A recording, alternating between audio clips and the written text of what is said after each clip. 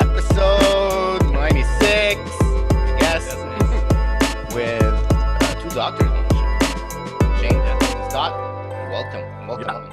I'm very excited for this one. And Saeed, of course. Welcome back, Saeed, as always. Good to see you again, man. And here we go. Today, we have the guys from Why We Do What We Do, the podcast. They have their own podcast, but they love diving deep into different topics like, would a head transplant work? And you feel yourself being launched. Why do we dream? I heard this one. Yeah. Board games and addicted to social media. Yep, and much more. You can check out their podcast on their site. Yep, and that's it. Is there anything? Welcome to the show, Shane and Scott. Thank and you. Can you tell us a little bit about how you guys got started? How did this podcast come together?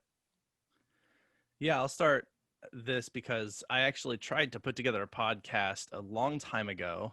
It was a very short-lived one that I did with a friend of mine named Val Saney, who's now got his doctorate degree also. He's up in Toronto, I believe. And it was called Behavior Talk. And I think we maybe did 4 or 5 episodes and then just kind of gave up on it, which is pretty par for the course for most of them. And I wanted to start another podcast that I wanted to call Nature and Nurture. And it was essentially everything I wanted to, that we have done with Why We Do What We Do. And I tried to do this sort of heroic effort, one man, I can do everything sort of to this. And that just did not work. And a friend of mine, Ryan O'Donnell, he came to me eventually and said, I see why you want to do this. This is, a good medium for this. What do we need to do to make this happen? And so he really helped me get the ball rolling. And so I told him we can't launch until we have 10 episodes recorded, edited, and ready to go. And so we started recording early in 2017. And by the time we had 10 locked and loaded and said, this is what we're committing to for the show, we're going to release an episode every week, come hell or high water. And that's what we did basically is he helped me build a lot of the infrastructure and we got started. And for a long time, it was just Ryan and I. And then Miranda joined, not, a little ways down the road. She had life, he went to go do those. And Shane started jumping in to take the lead on some things. And I believe that Shane came on with, the very first one was with George Sagai, if I remember correctly. Mm-hmm. Yep, that was the first one. That was, I think, about episode 71. So awesome. All right, cool. And Shane, how did you join the team? So it's actually a funny story. Like the roundabout way I got here was that at the time that it was a few years before the podcast even came around. There was kind of a group of behaviorists that were getting together and kind of just sharing knowledge, sharing information, and just kind of having these like monthly chats. And I had joined up with them. It was made up of like, folks like Scott and Ryan and a few other of our colleagues. And so we got together and they would have these discussions and get really theoretical about stuff. And then life got in the way for me and I couldn't continue with them. So a couple of years go by, the group has changed a little bit. And I reach out to Ryan and say, hey, I'm interested in getting involved with this. What can I do? And they had really just kind of started a podcast or they were getting ready to. And I just kind of jumped in and started working on a couple show notes here and there, worked on the interviews themselves. Like I worked with the George Sagai interview, the Tyra Sellers interview, and then just kind of like eased in. I don't know how I ended up really as like a primary person, maybe consistency. I don't know, but so I ended up here and, I think part of it was just, Scott and I I feel like have a pretty good rapport and it works. And the format of the show has changed a little bit. And it's been an interesting ride for the last like 100 episodes or so that we've been involved. So it's been really cool. All right. Respect. I know both of you guys come from like a behavioral background. I don't know if you guys know this, but I'm a behavioral therapist myself. We've had different behavioral therapists on the show, BCBAs and whatnot. So so when you guys are not doing this podcast, what is like the main thing you do? Ooh, great question. So I largely got my start in the sort of autism world, early intervention, then got into severe behavior. But my passion actually, and the reason that I got into behavior analysis always had to do with teaching. And so once I moved back to Reno after grad school, I taught some college courses, things like Psych 101. I got to teach a couple of behavior analysis courses here and there. I weirdly had to teach a gender and sexuality class. And you froze there. Yeah, but I was like, I want to acknowledge right when we start that yes, I am a white guy and that I don't have a lot of experience, like speaking from the perspective of people who are not me. So, but anyway, largely what I do now, to make my answer a lot shorter, is that I was very interested in precision teaching, and so I got started working at a company called Fit Learning, which now has about 35 affiliate sites around the world, and so that's I've been doing for the last 6 years. Oh, I see. All right, Cool. And Shane? Yeah, and so my primary role is I work for an organization called Positive Behavior Supports, and so I am I'm in charge of all the training systems that are at the organization. So a lot of my work is helping work within a system to develop effective trainings, develop effective instruction, make sure that CEs and like staff trainings go out, clinical trainings, all that fun stuff, and work on some projects, some projects within that, supervision projects, student projects that are designed to help kind of grow folks into their behavior analyst roles, which is a stark contrast from where I started. I started working with like crisis management folks in really intense situations and sex offenders. So that's my primary experience. So kind of come from that, work in this really safe space where I'm doing training now, and then also teach at a couple of universities. Right now I'm teaching master's level, graduate level courses. So Shane, I want to ask, so crisis prevention. So what were you like when someone was like, I don't know, triggered or something, you'd come and help calm them down? Yeah, so the funny thing was when I started in the work that I do, I got hired because I could take a punch. Like legitimately, that was all I needed on my resume. That's funny. Yeah, I was like, oh, you can get hit by this guy and not die, so that's cool. So like I got hired because I'm a big guy myself. And the first learner that I worked with was about 6'5", 6'4", 6'5", Wow. and about 350 pounds at the time. Yes, and you can take a punch. Yeah, and I'm like, I could stand behind him and you wouldn't see me, but I'm like 6'3", so like I'm still like a big dude, and you couldn't see me behind this guy. And so I got hired for that, and a lot of it was not even just crisis management when things go wrong, but being able to work with those learners that nobody wanted to work with because they were so dangerous. And so that's the crew that I tend to run with. The folks that have the really intense problem behavior that injure people, injure themselves. Really severe hospitalizations, police involvement, like that level that like nobody really talks about in special needs. Everybody talks about like working with like the younger kids and doing that stuff, and that's cool and important and necessary. I work on the other end, which is like the 35-year-old who is burning the whiskers off his cat, or the 60-year-old who's in a nursing home who's beating up all the nurses. Like those are the folks that I work with. So and specialize working with. And what do you do when someone in a nursing home is beating up all the nurses or burning up the cat whiskers? It's kind of a wild ride, man. Like it's hard to say. Like a lot of it's just figuring out why they're doing what they're doing and just working around that. I mean, every learner that we work with is so uniquely different, and I think that's one thing that's really a lot of fun about what we do. When you work in behaviorism in general, just understanding the context in which the behavior occurs. And I think that in Scott and I, when we kind of do the podcast, that's a lot of what we take is like we take this concept and this principle and go like, what is the mechanism by which this occurs? What is the context by which this occurs? And the same process for understanding the world is the same that you would use for like treating somebody who has a severe eye gouging behavior or something like that. Or even just a learning deficit, learning how to like learn a new skill. Like all of that is still all about the context by which this thing occurs. So so burning somebody's like cat's whiskers off, hide the lighters. That's where we start. and then we go from there, like, I mean, it becomes a pretty complex treatment package, but it's unique. It's really interesting. Amazing. All right. That's pretty cool. I like how you say like there's context to like behavior, but also your whole podcast is that there are some things that underlie all of human behavior, right? So I want to ask you guys, what's the hardest podcast episode you guys had to put together? Oh man, we've done so many at this point. I know, yeah, but like I don't know. Yeah, is there like or like what's your favorite one that you researched, and which one was like the one you hated to research? Let's see here. My favorite ones are the ones that are really easy. Mostly, I mean, for obvious reasons, but also because like you usually feel easy to me because it's something I know a lot about, and so I don't feel like I have to. I feel like I feel confident, I guess, in what I get to say, you know. But the ones that are the hardest to put together are the ones that are like way outside my field of expertise, where it's sort of like, you know, we can't speak as experts. We're going to tell you what we can find by, you know, diving into the history of this and then interpret it as best we can from the behavior analytic worldview. And I wish I had a great answer for you.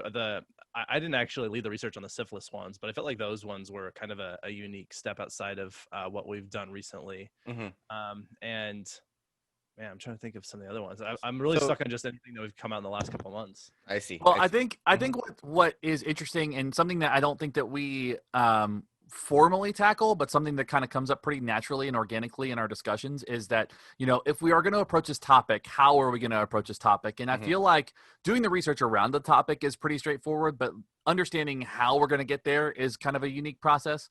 So, you know, we recently put out the anti-racist episode, anti-racism episode, and that one was easy because we didn't have to do anything for it, you know, but it was difficult because we wanted to make sure the timing was right, making sure we had the right folks, right, making sure that we tackled it in a sensitive way that was meaningful. And I think those ones are simultaneously the easiest and the hardest because the response effort is pretty low, but the risk or the outcomes are pretty great. For the risk topic, I just wanted to ask, what was your main focus on it? Like when you wanted to set it up, the podcast.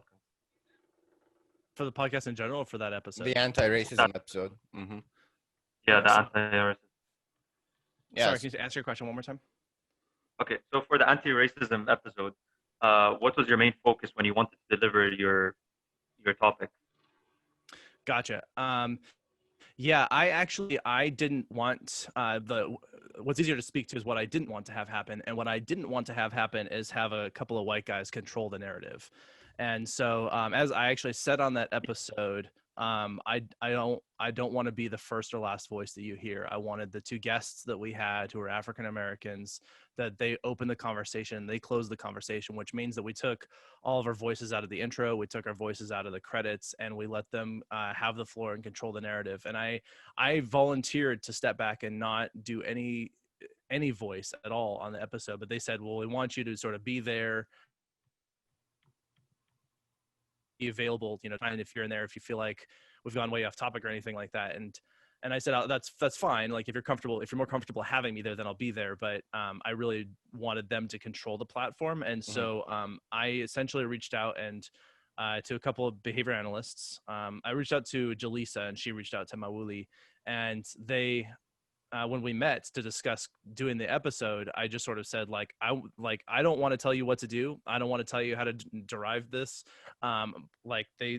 We worked together on the notes, and I basically said, here are some topics I think it'd be really helpful if you talked to these particular issues. And, you know, they sort of did their own. And that was really the impetus there. Is I really just wanted to allow them to have their voice be heard without me controlling any aspect of that conversation. And so that was largely the position I took going into that. And I'm just ask, why are people racist? Oh, learning histories. Yeah. That's most. I mean, a lot of it. It's you know, it's a combination of things, but at the end of the day, it's like it's learning history. It's the culture in which they thrive and learn and experience the world. I mean, nobody's born racist at the end of the day. You know, when you hear the discussion in psychology of nature versus nurture and all that, it's like, you know, behavior, we understand now about the world that nature and nurture simultaneously work to shape behavior, but racism is not something that's genetic. Yeah. Yeah, I think they describe fairly well in the episode that a lot of it does just come from ignorance, essentially, in the places in where they grow up, where they hear these things, or a lack of empathy. And there's a clear distinction of us versus them. That seems to be where a lot of it starts, and it becomes these little implicit things they don't necessarily notice or think about, where it's like when you else as a caricature color, that's a racist thing to do, even if you don't think you're being racist. When you hold people to a different standard because of their skin color, that's a racist thing to do. And so it's those kind of things that a lot of people don't even acknowledge are happening, that seems to be just a lack of information about it and a lack of exposure. And that was actually one important thing they said, is that a lot of these people are really insulated from being around these other types of people that come from different cultures and backgrounds and of different skin color. Is they don't get to see them as humans. They see them as the other because they're not around them. They don't interact with them. And that's what segregation has always led to, as an us versus them. So that seems to be, I think, one of the most important factors among, as Shane said, if you grow up in a context where there's like racist epithets and things like that are constantly being spouted, then it's really hard to get away from something like that. I see. Yeah. And it's like, at the end of the day, it's like groups, people associate themselves with their groups. They grew up in this area and all their friends are talking this way and they have this mentality. So they just adopt instead of thinking on their own. Why do we do that? Why do we have teams? Why do we fight over not just like whatever politics or society, but also like sports, football, right? Like, why do people if I'm a Chelsea fan, why would I get mad at a Manchester United fan? Soccer world or whatever. That's great. Scott, you want to take that? Yeah, I'll jump in on that. So, the first thing is that for whatever reason, we're very social animals. And I think that there's probably a very clear link through evolutionary history to look at in the context of survival. We're one of those species that does better when it works together. And there's quite a number. I think a fairly large number of species tend to be somewhat social, and they travel in groups and herds and that sort of thing. And that allows them to be pretty successful.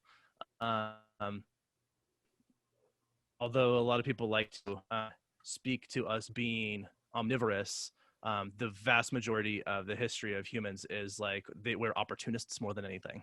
And what that meant is that if the more we work together, the more successful we were at finding food and shelter and protecting one another, you know? And so I think that essentially what has happened is that for however we can speak to this, that I don't fully understand, but there is something reinforcing about proximity with others. And so what happens though is that once you get beyond a small bubble, then it's hard to include others in that size. And you can't, like, it can grow out, but then people who are not part of that group that's already sort of self-insulated, those are now no longer part of the others that you want to be close to. And so there seems to be something in this where teams are sort of just these little micro societies that we belong to, and we often belong to a lot of different ones, and sometimes they overlap and sometimes they don't. But that seems to be the fact that for whatever reason, humans are reinforced by having a sort of close-knit group of people that they protect and that protect them.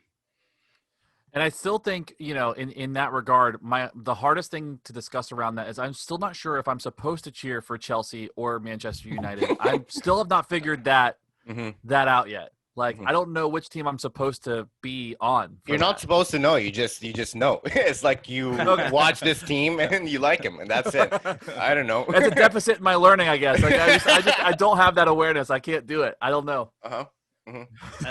As you can tell, all the comedy in our show comes from Shane. That's amazing. Yeah. Timing. It's all timing. Yeah, that is pretty interesting how, like, I don't know why I like Manchester United. I grew up and I like David Beckham kicking the ball. I thought that was pretty cool. And you got to bend it like Beckham, as far as I understand. Exactly. You just got to stick with it.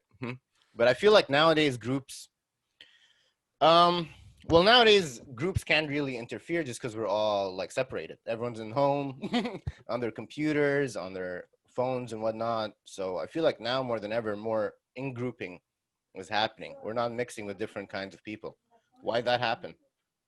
Yeah, well, I mean, the internet is a very interesting tool because it made everybody loud, really loud, 1,000 times louder than they had ever been before. They could reach all over the place in the world. And the benefit of that is that it could allow for a ton more mixing of ideas and contact with different people. It could also expand what would be a very niche group of people who wouldn't really find each other, who have very bizarre, off-color, wrong ideas to be very loud together and to find one another so that they build their own little echo chambers. And so it allowed the voices of people who are completely wrong about things that normally, you know, if you were to go to the grocery store and someone comes up and they're like, did you know that reptiles rule our country? You'd be like, whoa. Hi, everybody. Here's a card to my friend Shane. He deals with crisis management. He's going to help you out.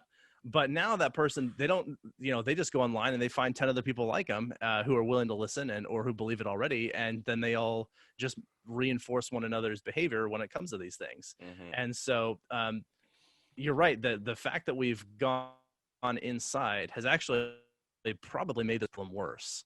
And I think with the rapid rise of the QAnon movement in the United States as an example of really insane conspiracy theories, like right up there with flat earthers, that I'm not too familiar. Sorry. No, that's okay. What? it's not worth it. It's not worth it.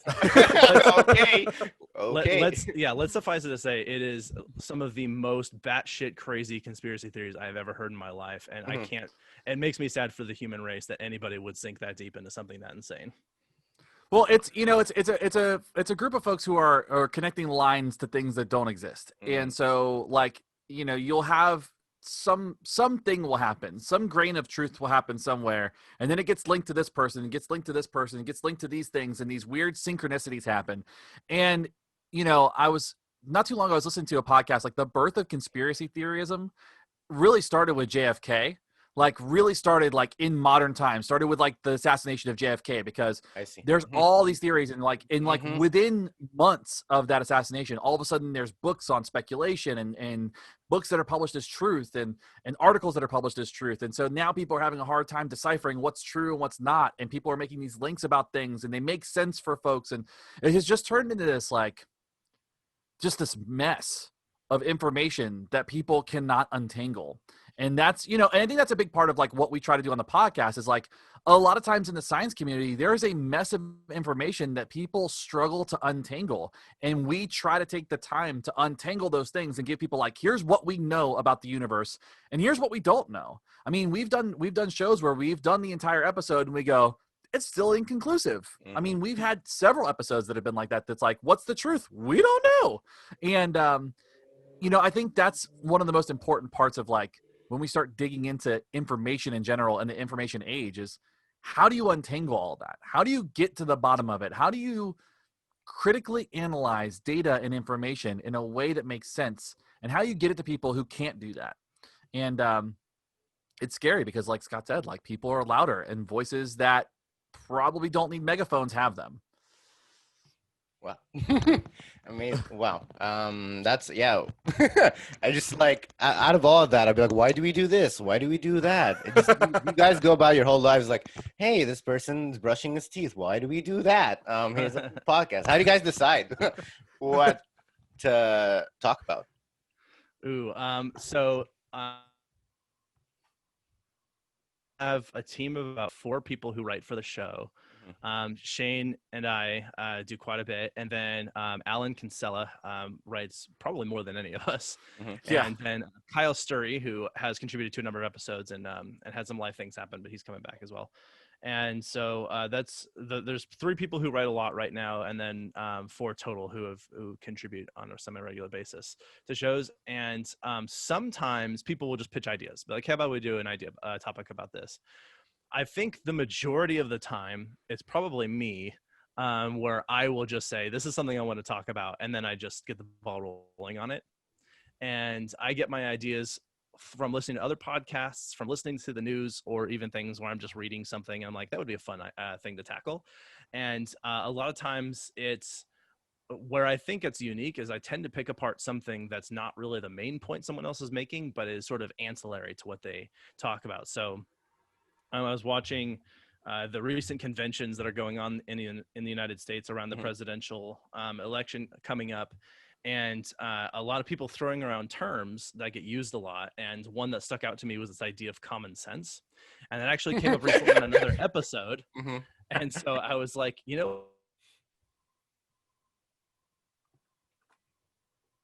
I just started a set of notes on common sense. And another way that we come about them is we sometimes do themes. So for example, right now in October, we like to do sort of spooky themed topics. Last year we did 5 episodes that was like zombie bugs, why we like horror movies, the sleep paralysis, the one that was like demon sitting on your chest thing. Lycanthropy. Lycanthropy, yeah, thank you. That was the first one. And then I forget the last one was. Or I don't know, I'm missing one. But anyway, so we're planning to do those themed episodes. And so we're trying to think like sort of horror, creepy-ish themed. I thought about covering politics again for that. Ooh, spooky. That's funny. Yeah. But yeah, Mhm. we always come up with something like that. Sometimes we'll want to interview somebody and like, hey, we really want to touch on this topic, but we just don't have nearly enough about this. And we want to hear from somebody, especially like, what's great about behavior analysis is most of the people that you want to talk to are accessible. You know, it's like, it's very much so like I liken it to punk rock a lot, where it's like, it's a small scene of group. It's a small group of people. It's a small, like common community that you can reach out to this person and be like, hey, I know that you do this thing and that you're kind of the godfather of this part of the science. Will you come talk to us? And most of the time they're like, yeah, sure. Yeah, sure. I mean, that's what happened with George Sagai. Like the guy helped create the positive behavior intervention supports that are used across the nation in schools. I mean, it is one of the most influential school-based interventions that you can find. And he was like, yeah, we'll talk. It was like, great. Like, it was so easy to get a hold of him. So, you know, sometimes it's like, we want to talk about this thing. This person knows it. Let's get their voice on here. Sometimes it's like, I don't know anybody who's an expert in mad cow disease, but this is kind of a bizarre thing. Let's talk about it. And Prions, so, that was the other one. Prions, yeah. So, you know, like when I pick a topic, it's something like, I don't know enough about this, so I want to do the research to learn a little bit more and kind of dig into it. And sometimes I'll just read something that's like, that's weird. Let's look at it. So that's a lot of the thought process. It's not always planned. So we have no idea really what the next few episodes are until we decide what they are. Yeah. And a decent handful of them do come from when we're researching a topic for an episode, just reading things online. And I'll be like, oh, we should talk about this someday. Or just in conversation while we're recording, Shane will say something really clever. And I was like, oh, we should do an episode on that. And then it gets added to the list. And the list is miles long now. Yeah, we've had this list for 3 years now. And it's been like, I don't think it's ever gotten smaller. No, it's only gotten larger. I wanted to ask, what's your main source that you use to get your information for your podcast? Oh, all over the place. I always start with a quick Google search. The Google search will usually get me on a few rabbit holes that I can go down. I always try and do a literature search, sometimes through Google Scholar, sometimes through some of the actual like the EBSCO or PsycInfo or whatever servers that there are. And so I'll try and get some peer-reviewed literature in there. I'll go, you know, check out some of the main sources like Psychology Today often has a few good blog posts on it that'll get me, you know, in the right direction. If it's some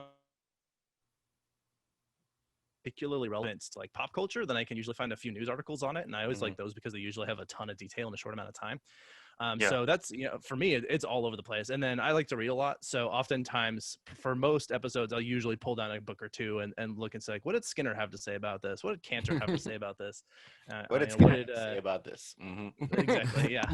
And I'll see what I can find by digging through some of my old books. That's for me, at least. Thankfully, Skinner has said a lot about a lot of things. So like Yes. pretty much any topic you can think of that has to do with human behavior, Skinner's got something to say about it. So, you know, in mine, a lot of what I do too is like I try to pull stuff from peer-reviewed sources, peer-reviewed literature. I try not to pull anything from anything that, like, if I do find a thread somewhere, I try to pull that thread until I can get to some science and research behind it. I'll never go on Wikipedia and be like, here's the thing about what you need to know. Like, it's always like, if I find something on Wikipedia, I'll go, okay, I want to confirm this. Where can I confirm this from? Some scientific backing, some person. There are a lot of books. I read a lot too, so I pull a lot of stuff from books and manuals. I try to pull sources too from folks that are in it and that are living it. So like we just did a whole episode on protesting. We just recorded that and how to safely protest. And so we pulled information from like Amnesty International and these larger organizations that are doing this and give safety tips and are known for making sure that they keep their folks safe. So it really depends on the topic. And really depends on what we can get our hands on. You know, I mean, thankfully, like the two of us have access to like university libraries and stuff like Mhm. that, so we can pull a lot of research on that stuff. But yeah, it's always really interesting to see where the sources come from. Yeah, you guys are both. We both have PhDs. You both have respectable jobs. Why? Why do you do this? And no one's forcing you guys to read. No one's forcing you to make a podcast. Why do you read, and why do you do what you do? Yeah, no one paying us to do this, so there's no incentive on either end. Yeah, what is the payment? What is the payout? You know, for me, this is a lot of fun, and so this is something that's sort of in a way self-stimulatory, where I sort of get enjoyment out of doing these. I also I really like teaching and learning things, and those are pretty inherently linked. And there's something really reinforcing for me about figuring things out. And I think that honestly is like, I grew up in a pretty safe open space where I could just sort of mess with stuff and break it and put it back together and figure things out. And I was one kid went those like little camps where you do little computer camps or you like build stuff, and I had a ton of Legos when I was younger, and Shane still does.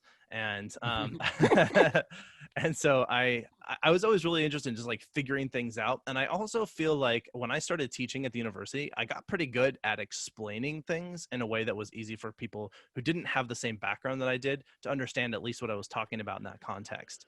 And so that also became it was reinforcing to feel like I was doing a good job at that. And so I think that for me, a lot of the incentive is that I enjoy people like something out and then turn it around and say it in such a way that someone else should be able to pick it up and use that information. And I think also part of this is that I feel that because I've made this commitment, I need to stick to it. That's good. Yeah. Uh-huh. I think to that note, like the idea of teaching, like, you know, one thing I've learned is working in the field, you can make a pretty big impact with folks that you work with on an individual basis. You can work really well with individual learners. But that impact is only going to reach so far.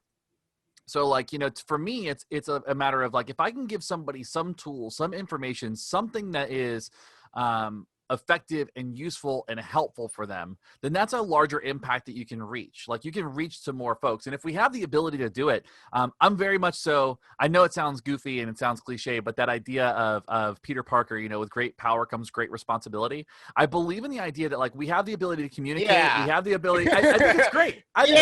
With great But the power idea- comes great responsibility. That's it. So I think of it like this, you know, I'm fortunate and privileged enough to have been able to get an education, to be able to operate in a space that I can communicate, to be able to have some kind of personality to be able to communicate with people. And you know, this idea of like if I have this, I should use it for something. I can't just like sit back and just not do something with it. And so like, to me, there is like a sense of responsibility to the field, to the science, to society, to be able to disseminate good information to folks who need it, who, I mean, especially now when you hear about this big anti-vaxxer movement, you hear all this stuff about some of the pseudoscience that's out there, some of the just the stuff that you hear, you're just like, where did you get that information? Let me give you some more information. Let me teach you how to find this information. Let me teach you something a little bit deeper than reading the headline and believing everything that's there and being critical and skeptical of the world. I mean, I feel like Scott and I take we toe the line between cynicism and skepticism. I believe that we tend to be more skeptical than cynical, but we have moments where we can be cynical. But the idea of skepticism, the idea of there's no finish line for science, that idea of the society benefits from science. So like, let's get it out to people who need it. That to me is a value of mine. So I find it really reinforcing to connect with my value by doing this.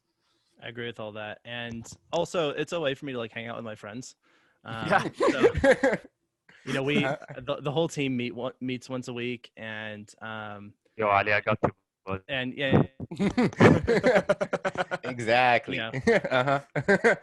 We meet once a week online, and we get to like chat, and then we get to record an episode, and we get to have fun. And every week, Shane and I will spend like almost a solid hour talking about music and movies that we like and stuff before we record. And, Always. end up burning through a ton of our recording time by with bullshitting with each other.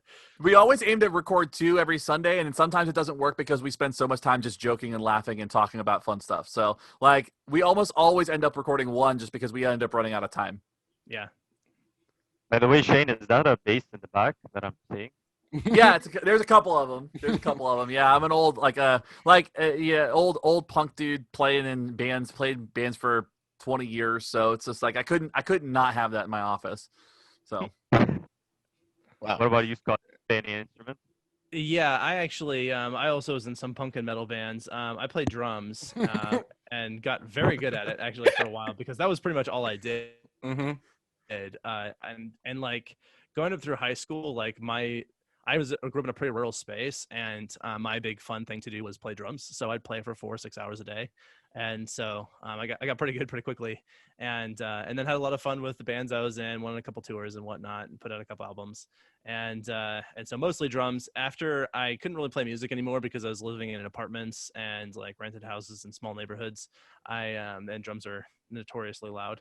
I started, I bought myself a couple acoustic guitars and have tried to teach myself guitar a little bit. I'm very bad at it, but I can play a chord here and there. And I think that experience too, like just being in punk bands and stuff like that, has really colored our experience as like being pretty cavalier with how we approach this. Like we are very DIY, very much so. Like we make this work. We very much so believe in our values and do what we want. And I think that's like one of the fun things about being on the podcast is like, we come from this background where it's like unabashedly we were ourselves, right? You come from this like punk rock community where it's like unabashedly you are already bucking the norm. And as scientists, we have the ability to kind of do that in a creative way, in a fun way, and in an outlet that is not the linear path to doing science or doing good science, right? Like that whole SciComm piece is very much so a DIY, do it yourself.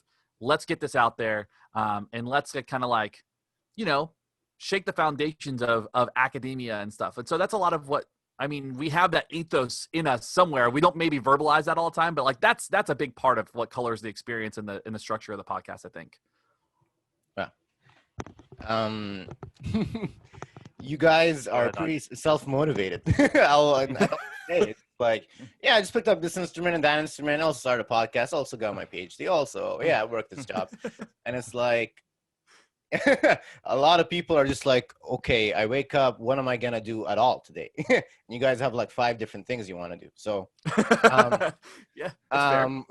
why do we procrastinate? And then bigger than why should we do what we do is like, what should we do? What should we do with our time? Mm-hmm. It's funny because I say sometimes sorry, go ahead, Saeed. No, I was just saying I'd definitely like to know the answer for that because I'm a big procrastinator myself. Yeah. As far as the like just doing stuff, I've said before, I'm like, I don't remember what it feels like to be bored. I'm not sure that I could be like, for me, being bored is when I have to wait in line and I can't be reading or listening to a podcast or something because I don't have my headphones, and I'm just like, oh, what a waste of time this is. What a waste of time. and so, there's just maybe I'm just a really ambitious guy, but I've definitely like I have all of these things that I feel like I would like to try and do and be good at. And so if you listen to the board games episode,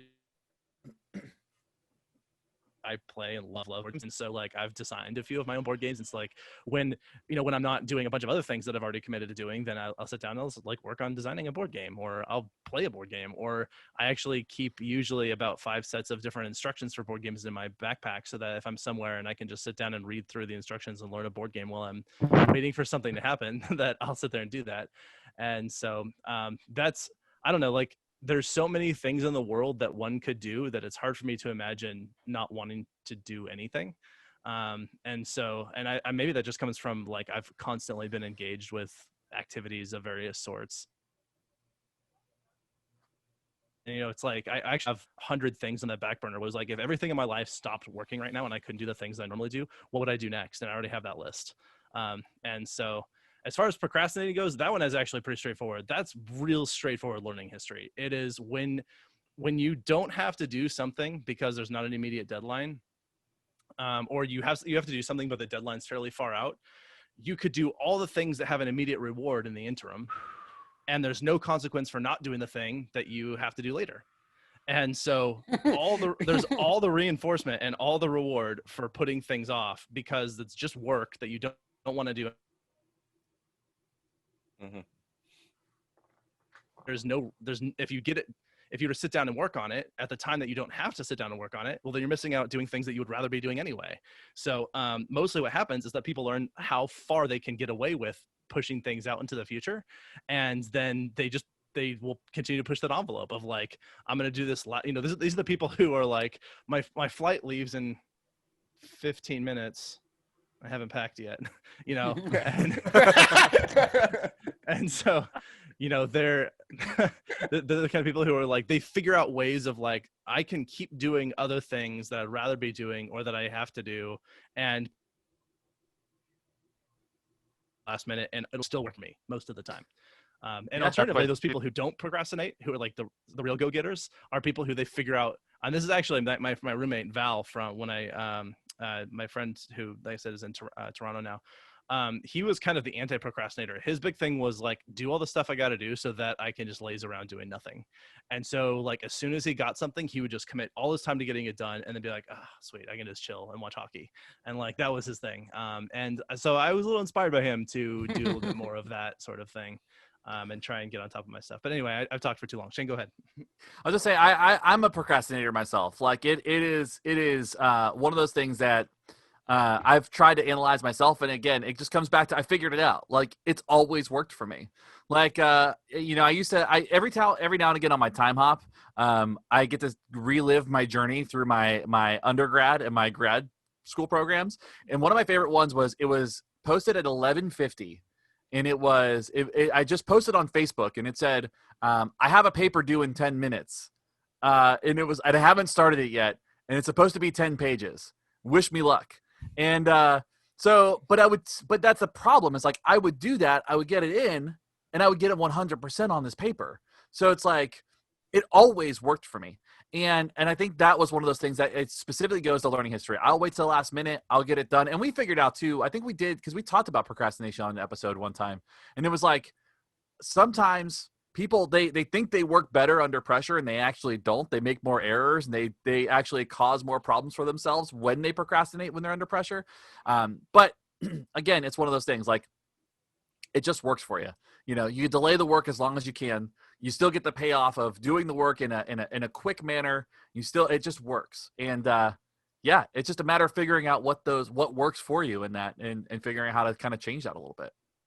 What do you do when it stops working for you? That too. Like, What do I do when it doesn't work for me? I haven't had that issue. I mean, like, honestly, I haven't had that issue. I've been better about it. So I will say this is like kind of going back to Scott's comment about being bored. One thing that I've learned is like, I don't get bored either because everything that I do has a purpose and there's always like a movement forward. Even like self-care stuff, like something that happens is like people will put off their own self-care and like their own well-being for things. And what ends up happening is like, if you focus, like, and you kind of identify and reframe all of the behavior that you engage in to be working towards something, you're never bored. Like, I hear all the time people feel guilty for like sitting and watching TV. It's like, I love every now and again just sitting and watching a show because like that's moving me towards getting back to like some kind of baseline, some kind of stress-free space to be able to do better work later. So a lot of it's like kind of reframing that. And so like, why am I putting stuff off? I'm putting stuff off because I don't want to do it. It's not going to bring me joy right now and I can get it done later, but I will get it done and it will move towards that purpose. But right now there's another thing that has more purpose and has more meaning. So, there's a lot of those conflicting variables that go into that. But I haven't had an issue where it hasn't worked. I mean, I think of like treatment plan revisions. I try not to wait till the last minute for those because I know that they relies on other people. So that's probably what I would say too, is like when it comes to my procrastination, if it doesn't impact somebody else directly, I will wait until the very last minute.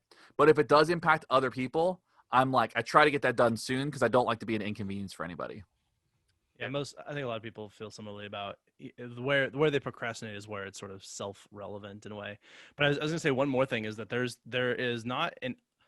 a significant thing that happens that's sort of a general thing, which is that people who get stuff done early and get it done quickly, oftentimes people come to them to do more work. So it's like you actually get the reverse effect of like, if you put it off, then you get to do things that get the reward of having completed the thing you had to complete anyway. And if you get it done right away, then you actually end up having to just do more work. And it's sort of you reward work with more work. And so people sort of learn like, well, I could just not do that work, keep a nice steady baseline of the amount of work I do have to do. And then procrastination becomes a way of avoiding excess obligation. And so I think there's quite a few angles going on in that force people to be good procrastinators.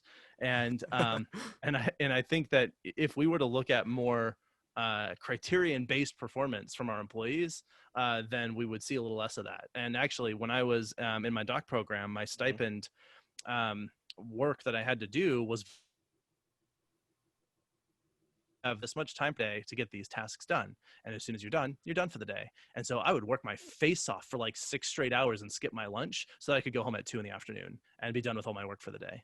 And that I think was a clever way to go about getting a ton of work out of people really efficiently. No, Scott. No, you got to work 40 hours a week, 5 days a week, 10-hour days with a half an hour coffee break. That's right. That's how you get. Wasn't there recently there was something that came out? This is something that we should probably touch on like the podcast sometime, Scott, is like doing a 40-hour work week and looking at that. Yeah. That would be so easy. Like that's how it goes. Like just so you know, like there will be a document created for like a 40-hour work week, and we'll do that. And that's a new topic that we'll get to eventually. But there was something that came out that said that like folks working from home 4 days a week instead of 5 were found to be more productive pretty recently. Like, and I mean that's a loose statistic, obviously, but like there are some studies that show like 40 hours a week does not equate to productivity. Like, and so it's really interesting to see that piece and how that works, and really kind of how we could be better humans if we just looked at a little bit of science. There's that book, Sin of Wages, and I'm forgetting the author right now, but the author says, if you pay people for their time, what you get is their time. You don't get their work, you get their time. And done in that time, but you definitely get their time. If you pay people for their work, you'll get their work. And so I like that. I thought that was always really clever. So more like commission-based type of payments and stuff like that. Say that one more time. Basically, what I was saying was more like commission-based payments and stuff instead of just giving a salary for their time. Exactly right. Yep. That's exactly right.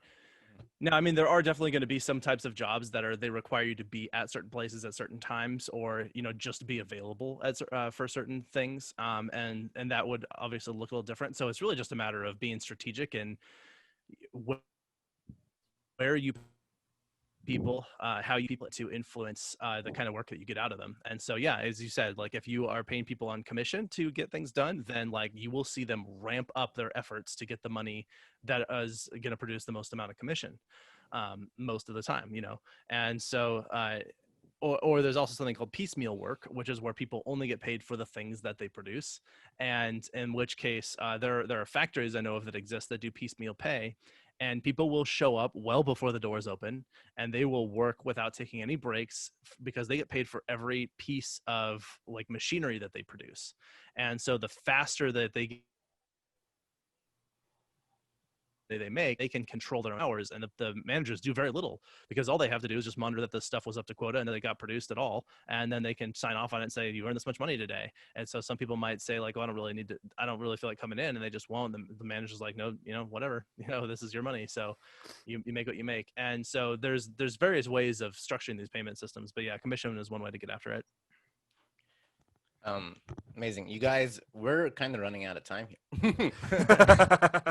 I feel like we've talked about all the different things. I mean, there's a lot we haven't talked about. Why do we brush our teeth? Why do we walk outside? Why do we drink water? All these things. If you want to learn more, you guys have to listen to the podcast, right?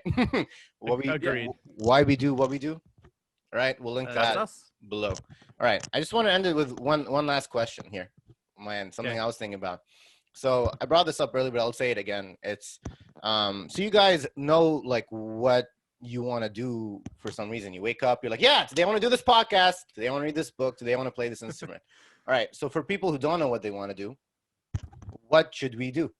Like, what do people do with their lives? Yeah. That's a great question. Mm-hmm. I would say contact your reinforcers. Do what makes you feel good. as long as it doesn't hurt somebody else. And that could be any number of things. I find a lot of joy in reading. That is something that works for me. But not just reading books that are part of my field, reading books that are not part of my field, reading things that are just, there's no obligation to do it. It's just doing it. So a big thing that I would say is like, for folks that are struggling with what to do, I heard a quote one time that was like, the universe is infinite and there are infinite things to learn. You can't be bored. And if you can't find something to do, the universe in your head is also infinite. Your imagination is this infinite thing. So you don't get to be bored. And that kind of stuck with me. It was like, hey, if you're watching this, intense. If you're watching this, you don't get to be bored. Check out more it podcasts. Sounds intense, but honestly, like check out more podcasts. Fill your ear holes with good noise. But like Spotify makes it so easy to find music. The amount of books that are out there that you can read on stuff that you like. One thing I learned, and this is probably one of the most important things for folks who like to read, don't read bad books. If you don't like a book, stop reading it. Like, why do you force yourself through a book that you don't like? Stop it. Like, just stop reading that book. And so that's the kind of stuff that, like, just those little things, like, just move on from things that don't bring you joy or they're not reinforcers for you. That's great. Yeah, I think this is actually very relevant. We work with a lot of learners and students it's really hard to find something that they are motivated by. And so it's the trick. I don't know if it's really a trick. The most successful strategy that we have found so far is to just get them exposure to as many different things as possible until we find something that resonates with them and to the point that they're willing to pursue it on their own. And so for some people, like we have some kids who like all they want to do in the world is watch 25 hours of YouTube a day. And I know that's more hours than there are in a day, but that's how much they want to watch YouTube. And how do I create for them hour? yeah, exactly. That's what they want to do. Exactly. Exactly. That's 24 hours. But what we did is we just then figured out, okay, how can we make this so that the incentive is to get you more access to YouTube? Because you can't do that all day, but maybe we can set aside a chunk of time where you're uninterrupted and that sort of thing. So, but really it is just about finding as exposure to as many things as possible until you find something that you're interested in. And for some people that'll change, like you'll pursue something for a little while and then really feel like this really doesn't feel like this is doing much for me anymore. And that's totally okay. And I think there's sort of, to Shane's point, is you don't necessarily have to commit engagement with something. It ends up not really paying out later. Like, change your mind. There are 80-year-old and 90-year-old people who find a new hobby and they like just go after it, and that's great. Like, I love that. So it's just get out there and find what you can. Check out books, check out podcasts, go on YouTube, go to the theaters, hang out with people when it's safe to do so. Don't go to theaters right now. Go when it's safe, but get exposure to things so that you can find stuff that you like. Play board games. That'd be my final one. Amazing. You guys, much pleasure having you on the show. Real honor. Thank you. Honestly. Yeah, we've learned so much, and I'm looking forward to check out more episodes from your show. So keep it up. Appreciate it. Yeah, likewise. Yeah. So we'll link that below. Is there anything else you guys want to say before we wrap up here? Or shout out or, Just thank you again for having us. Really, honestly, like we really appreciate it. Like it's always really great to connect with folks and share information and just have good conversation. So we appreciate you doing that, and we're really stoked to be able to connect with you. Yeah. We're flattered for the invitation. I think I would leave people the advice of be kind to one another. Even people that are pissing you off right now, you treat them with kindness, they'll treat you with kindness back. So be nice and go out in the world. Well, from your safety of your home, do nice things for people. Amazing. Yeah. If everyone loves each other, the world would be a better place. It would be. And with that, I'm signing out. See y'all.